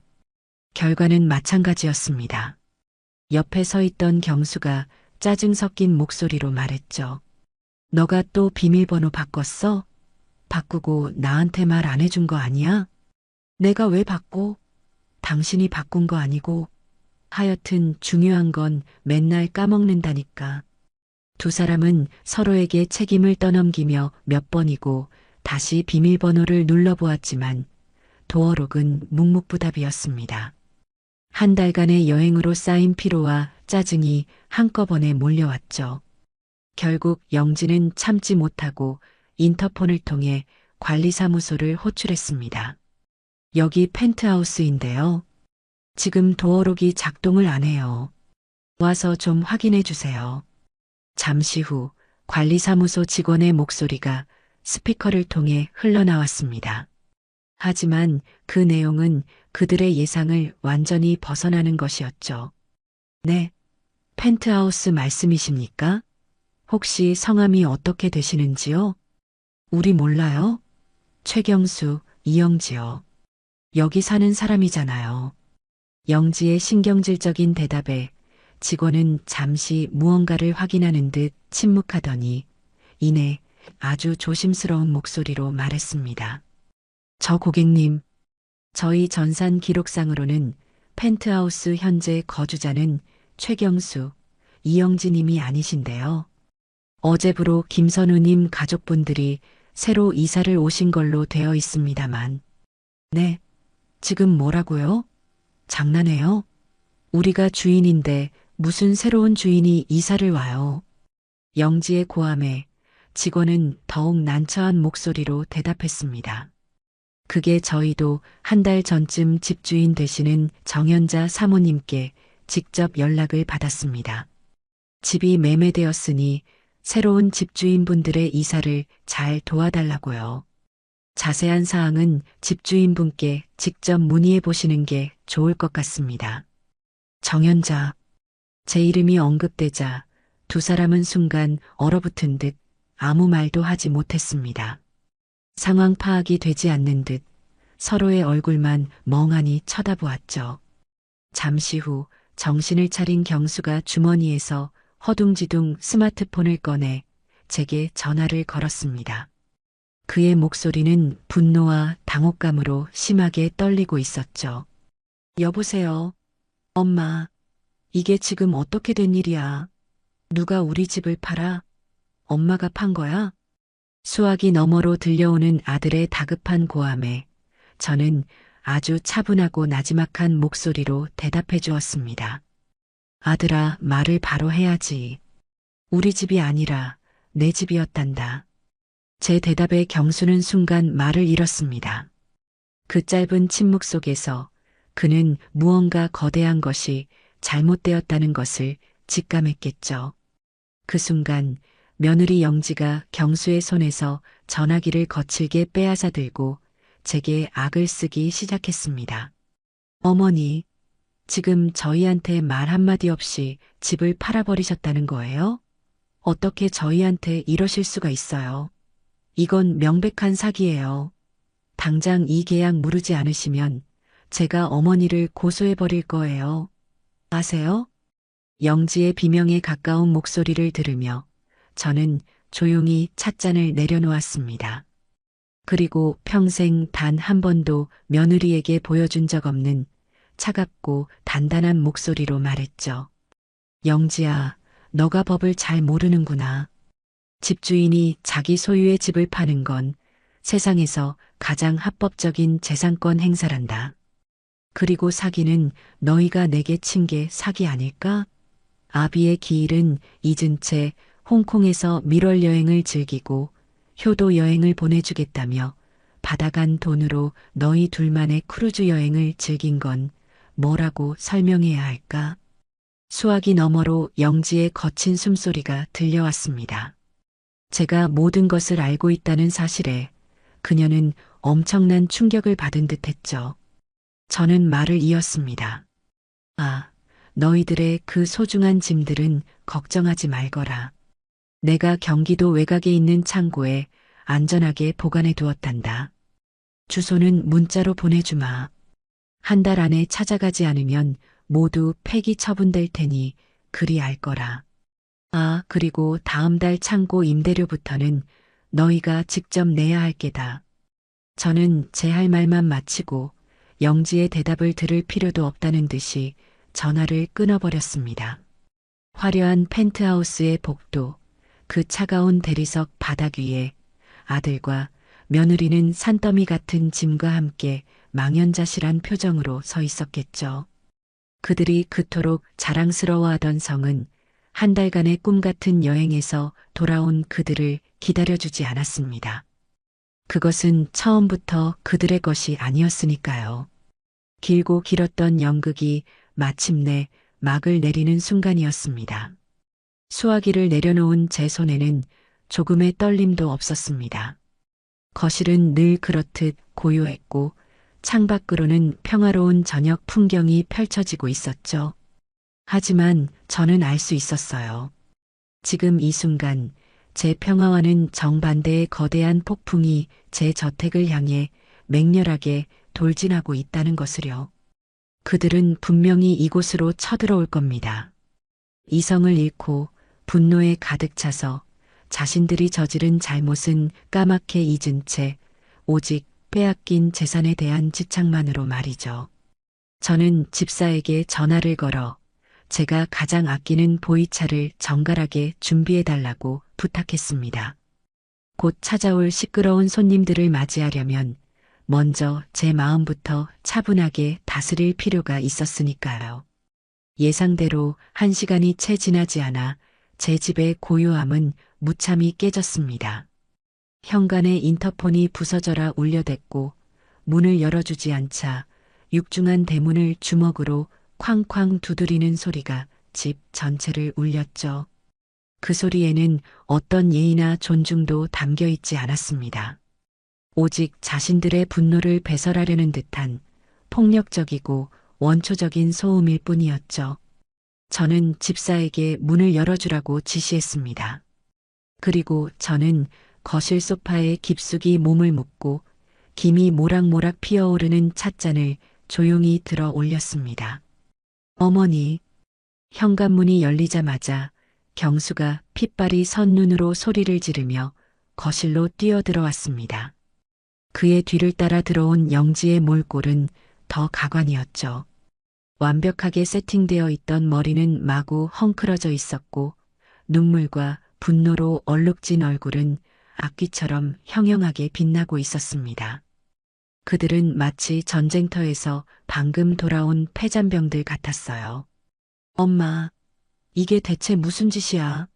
어떻게 아들한테, 이 하나뿐인 아들한테 상의 한마디 없이 집을 팔아버릴 수가 있어. 제정신이야? 경수는 제 바로 앞까지 다가와 테이블을 주먹으로 내리치며 고함을 질렀습니다. 테이블 위의 찻잔이 위태롭게 흔들렸죠. 저는 흔들리는 찻잔을 조용히 바로 세우고 찻잔 너머로 아들의 얼굴을 물끄러미 바라보았습니다. 경수야, 내 집을 내가 팔겠다는데 누구의 허락을 받아야 하는 거니? 그리고 너는 언제부터 나를 엄마라고 생각했었다고 그런 말을 하는 게냐? 제 차분한 대답에 경수는 오히려 더 격분했습니다. 하지만 그 순간 영지가 경수를 거칠게 밀치고 제 앞으로 나섰죠. 그녀는 금방이라도 제 머리채라도 잡을 듯한 기세로 저를 쏘아붙였습니다. 어머니, 지금 그게 할 소리세요? 저희가 그 집에서 어떻게 살았는지 뻔히 아시면서 저희 인생을, 저희 미래를 하루아침에 박살내놓고 지금 차가 넘어가세요? 당장 그 집 돌려주세요. 계약 취소하고 저희한테 다시 명예 이전해 놓으시라고요. 아가, 세상 물정을 참 모르는구나. 이미 등기 이전까지 모두 끝난 거래를 어떻게 물은다는 거니? 그리고 내가 왜 그래야 하지? 너희가 내게 해준 것이 무엇이라고? 내가 너희의 인생까지 책임져야 할 의무가 있는 게냐? 뭐라고요? 저희가 해준 게 없다고요? 제가 이 집안의 대를 이어드리려고 얼마나 노력했는지 모르세요?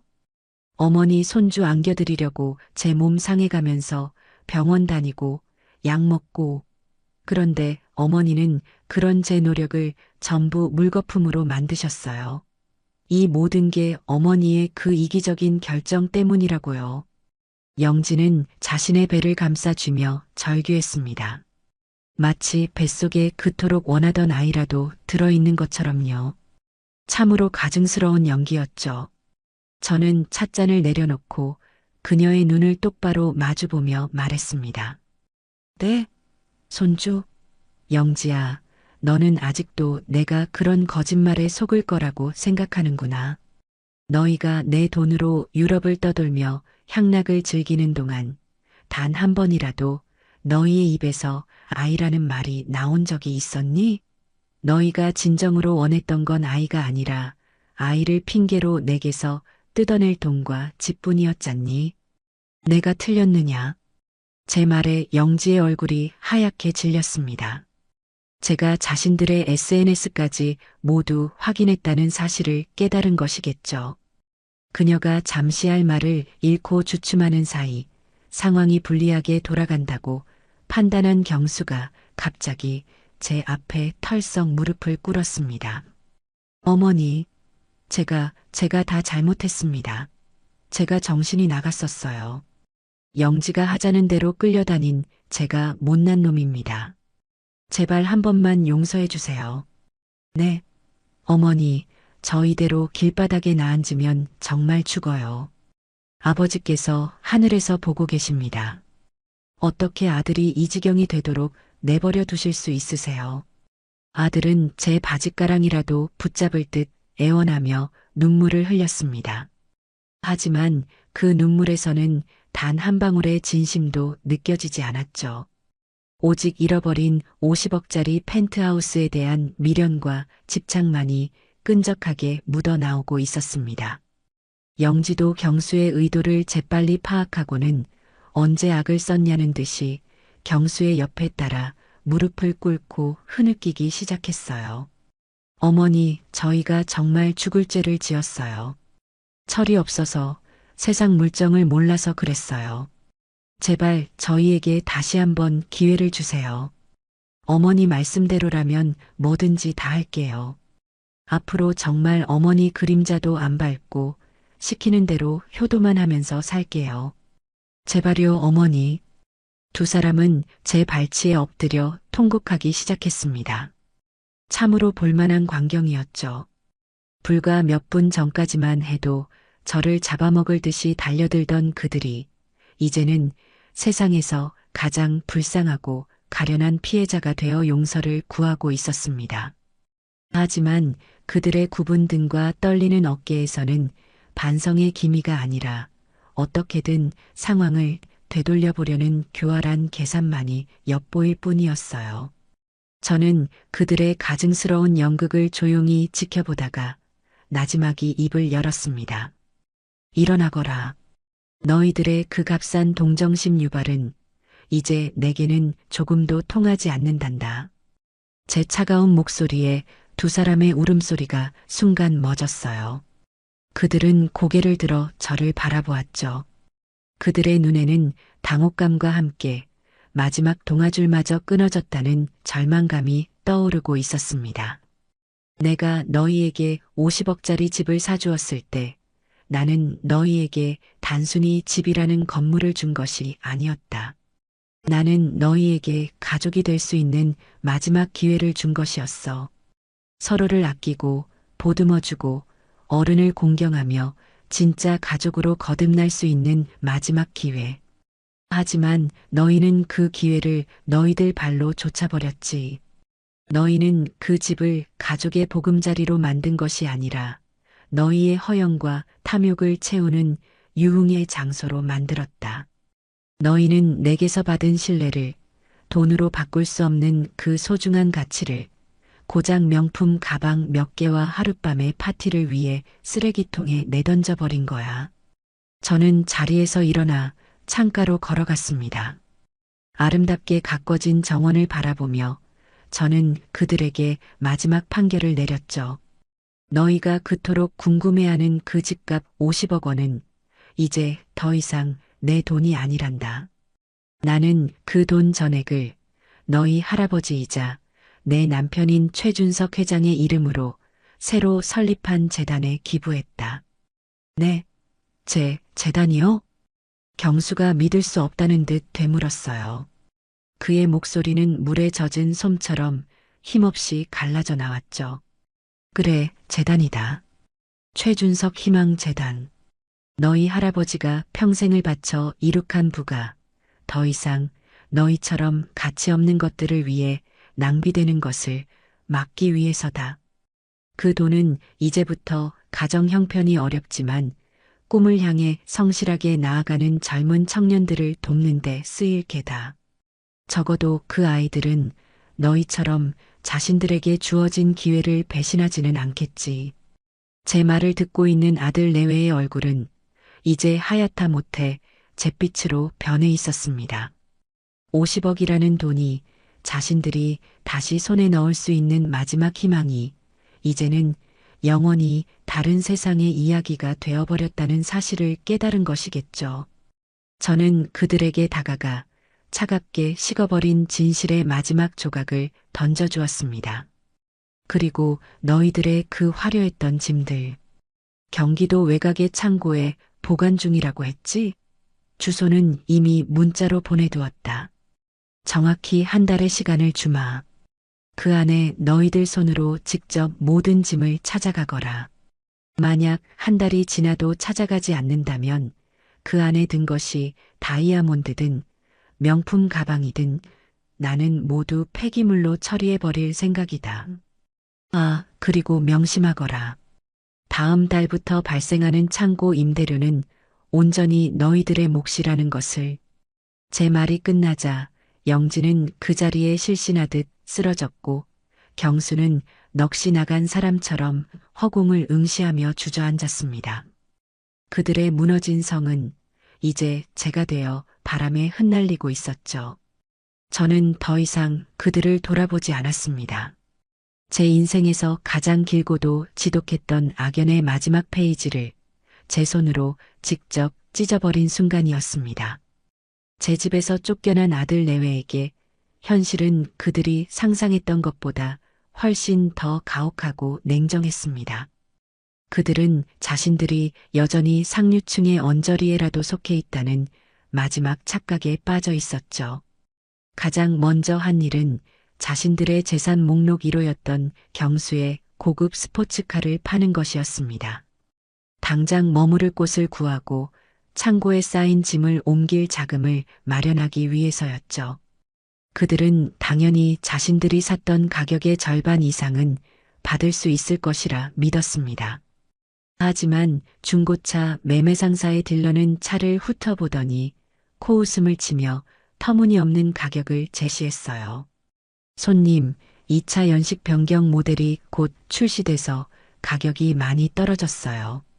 게다가 주행거리도 많고 여기저기 긁힌 자국도 많네요.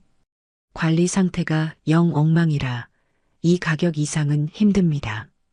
경수는 분통을 터뜨렸지만 당장 돈이 급한 쪽은 자신들이었기에 결국 헐값에 차를 넘길 수밖에 없었습니다. 손에 쥔 돈은 그들의 기대에 한참 못 미쳤죠. 그 돈으로 급하게 구한 곳은 보증금 500만 원에 월세 50만 원짜리 도시 외곽의 낡은 빌라 반지하였습니다. 햇볕도 제대로 들지 않고 벽에서는 퀴퀴한 곰팡이 냄새가 올라오는 곳이었죠. 50억짜리 펜트하우스의 화려한 야경을 내려다보던 그들에게 창문 너머로 보이는 것은 행인들의 발과 버려진 쓰레기들 뿐이었습니다. 이게 다 당신 때문이야. 당신만 아니었어도 우리가 이런 굴욕은 안 당했어. 뭐, 너야말로 정신 차려.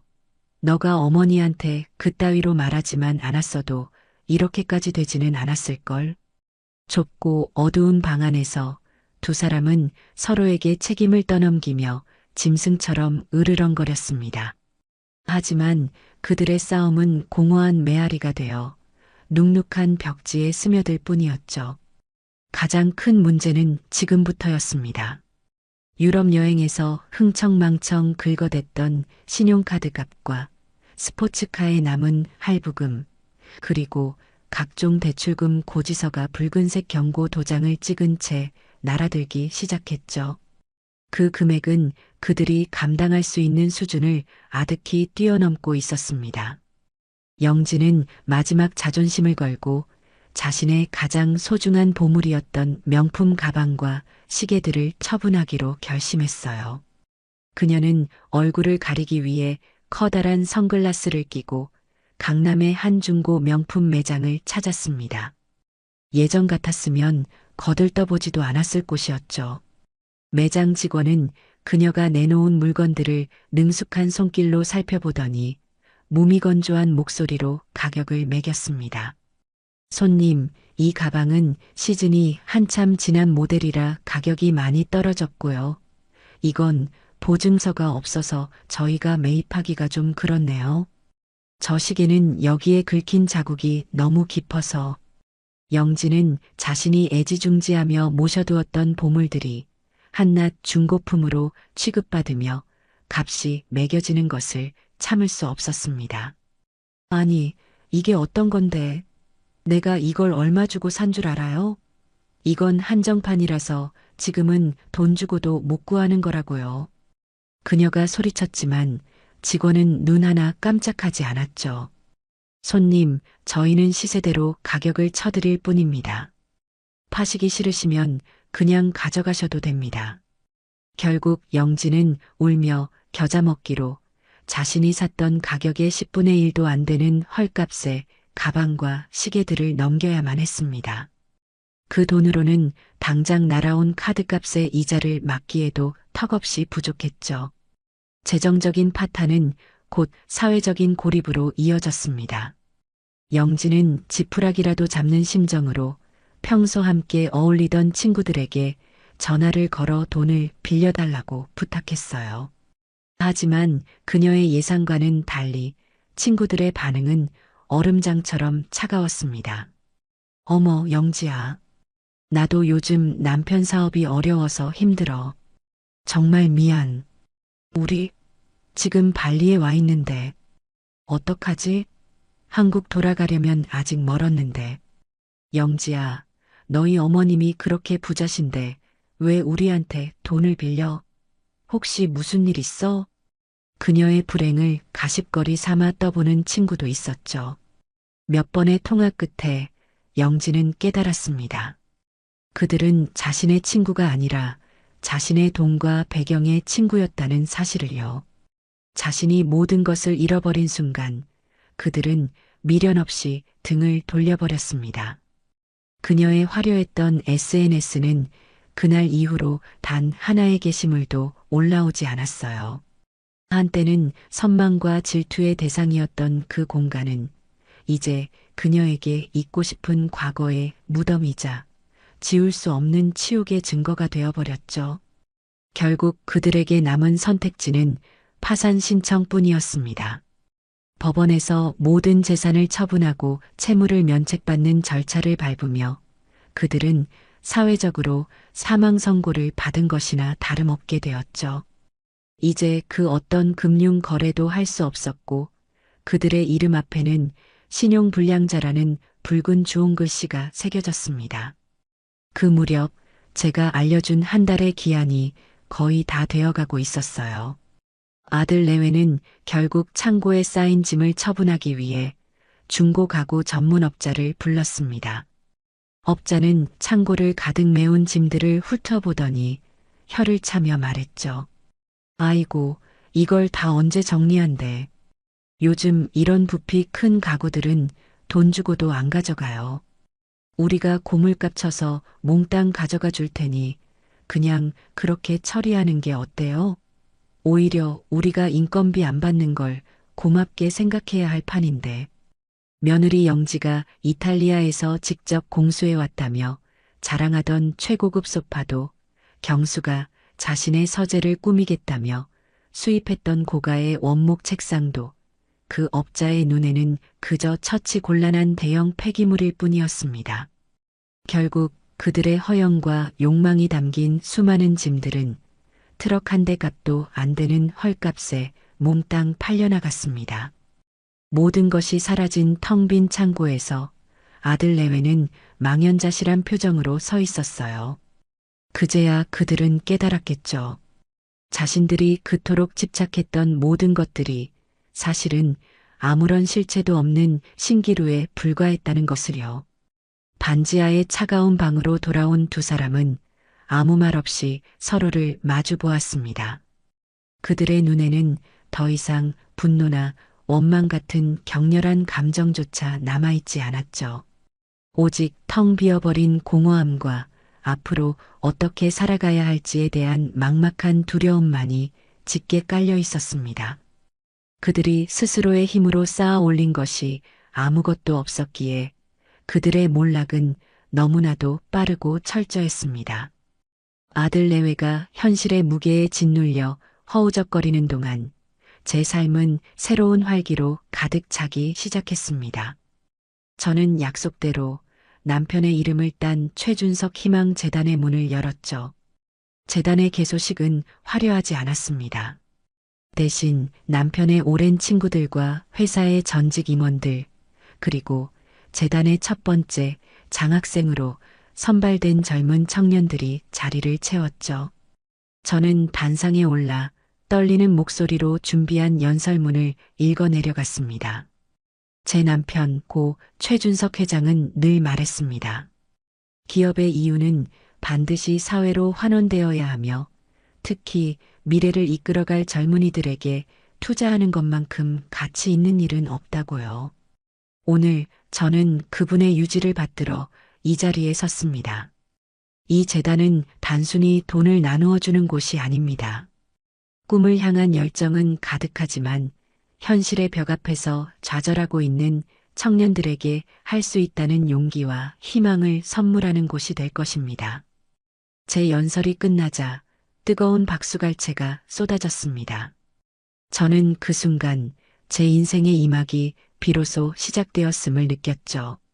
재단 이사장이라는 새로운 직함은 제게 무거운 책임감을 안겨주었지만 그보다 훨씬 더 큰 보람과 기쁨을 선사했습니다. 저는 매일 아침 재단으로 출근하여 장학생으로 선발된 아이들의 서류를 꼼꼼히 검토하고 그들의 멘토가 되어주기도 했습니다. 어려운 환경 속에서도 의사의 꿈을 키워나가는 의대생, 남들이 알아주지 않는 비인기 종목에서 묵묵히 땀 흘리는 운동선수, 번뜩이는 아이디어는 있지만 사업 자금이 없어 창업을 망설이는 청년 사업가. 그들의 빛나는 눈을 마주하고 그들의 뜨거운 꿈 이야기를 듣고 있으면 제 마음속에 모든 상처가 치유되는 기분이었습니다.